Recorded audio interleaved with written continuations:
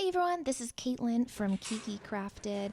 I'm here today to show you guys my new TechSew2750. I actually got this sewing machine back in June of 2022, but it's only really now that I'm feeling proficient enough with the machine to be able to do a small review for you guys.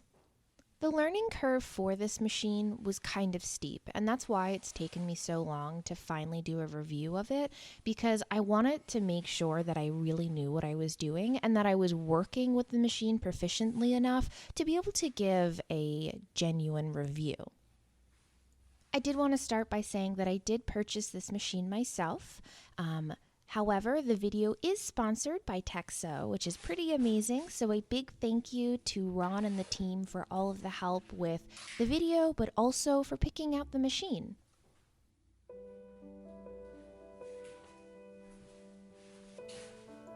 When I first started LEATHERCRAFT, I really wanted to try to make everything handmade, between edge creasing and burnishing and even down to the stitching. I wanted everything to be handmade. But I realized now, after about 2 years of being in business and being the sole maker of all of the items that come from my shop, that's almost impossible if you're looking to expand. And that's kind of what I'm doing at this point in time. And the sewing machine has been a huge improvement to my work ethic and my workflow when working on large items.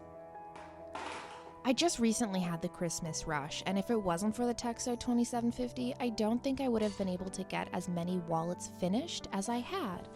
It really came in handy when doing a lot of the kind of tedious work that comes with leather crafting. Things like attaching pockets, attaching accents, those types of works. I used the sewing machine almost religiously for these tasks, and I was able to get them all done because of it. I love how easy and accessible the bobbin winder is on the TechSew2750. Having it on the right side of the machine gives me a ton of room to be able to set up the bobbin and the thread without having to get my hands stuck on anything else, because I know some machines, it is a little bit hard to wind those bobbins.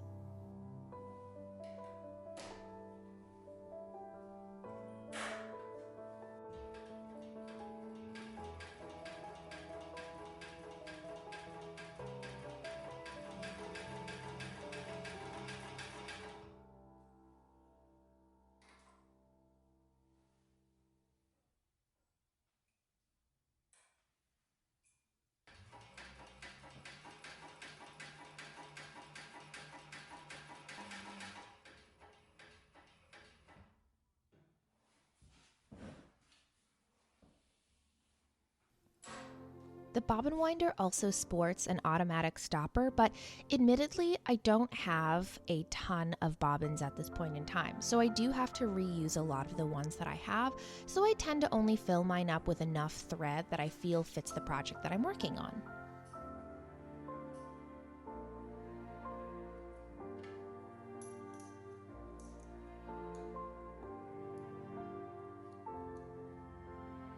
Getting the bobbin into the housing can be a little bit difficult. I find that it's such a small area and I kind of have big sausage fingers that it makes it a little bit difficult. But with a little bit of practice, you can get proficient enough to be able to do it very quickly. One of the main reasons that I went with the TechSew2750 was because they have a ton of resources online for this machine. Between 24-hour servicing and technicians online to hundreds of tutorials and setup videos on their YouTube and website, they've really streamlined the process of setting up this machine, as well as kind of walking you through the steps of how to actually use it. Like I said earlier, it is a little bit of a steep learning curve, so having those videos as reference material that you can go back to time and time again to really refresh the skills that you might have lost is a huge benefit to the TechSew company.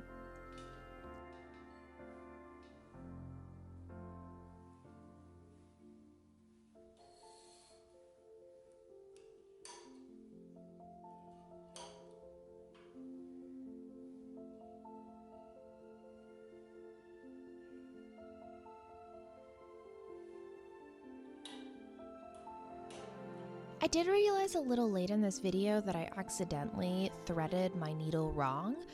So you will see that technically the thread is supposed to go into a housing above the needle and then slots into the needle itself, but this was my first tutorial and I guess I was a little nervous and I didn't notice until later in the video, but I do fix it.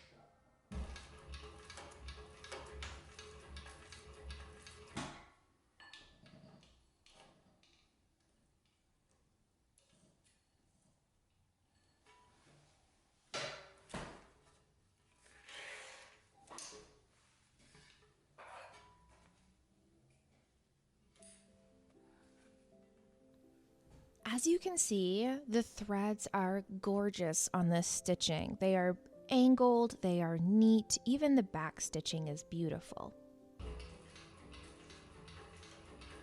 Another feature that I love about this machine is the reverse handle on the right-hand side of the machine. I know sometimes these can be small buttons and small levers, but the TechSew2750 does an amazing job of creating a large handle where it allows me to continue looking at my project without having to look away to find that handle. It's large enough that I can just always find it even when I'm not looking.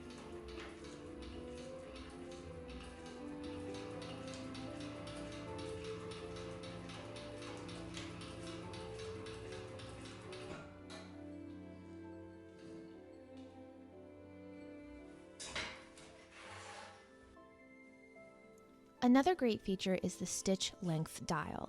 I will say this dial can be a little bit difficult to turn. It does take a very strong grip, but once you get it turned, it starts working pretty easily. This dial allows you to change the length of your stitch. A lot of the times for most of my projects, I use a 4 length for my stitch. However, I'm going to be testing in this video a 3 and a 7 to show you the difference between those.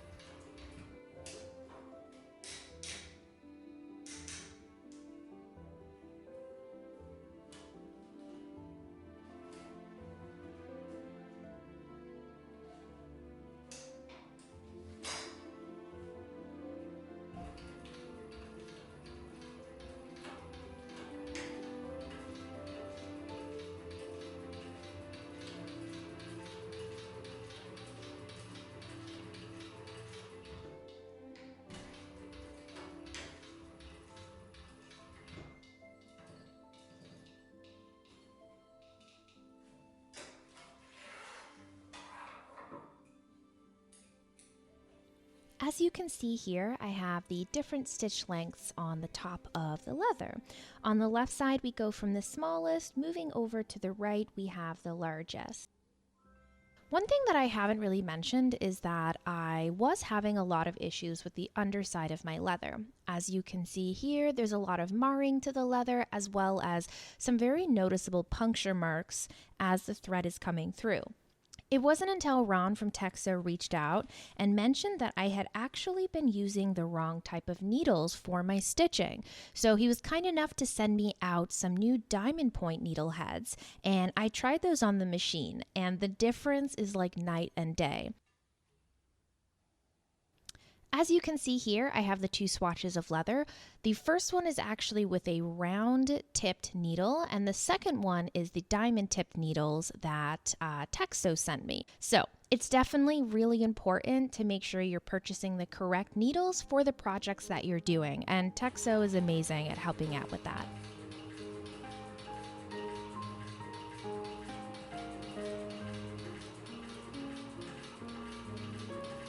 While I typically mostly use between 3 to 5 ounce for most of my projects right now, I wanted to show you guys that this machine can easily stitch much thicker leathers. Here I have 2 pieces of 6 ounce leather, so this is going to be 12 ounces all together, and the TechSew2750 is stitching them like a breeze. No broken needles, no snapped threads. It's honestly perfect.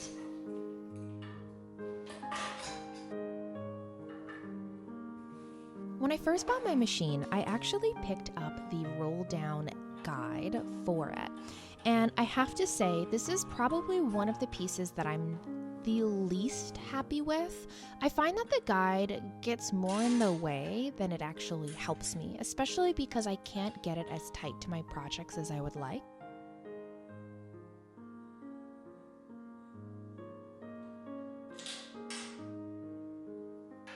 Another accessory that I bought for this machine that I think is honestly necessary for it is the flatbed attachment.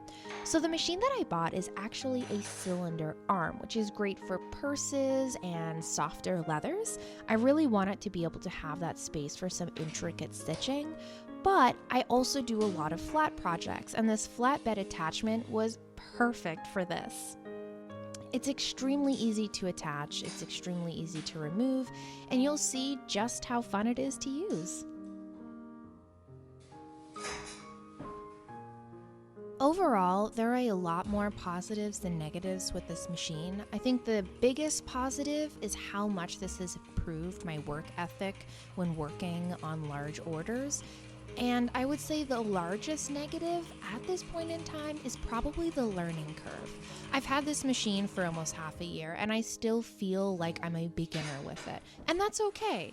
A lot of machines like this take a long time to become a master at it. And you know what? One day I will.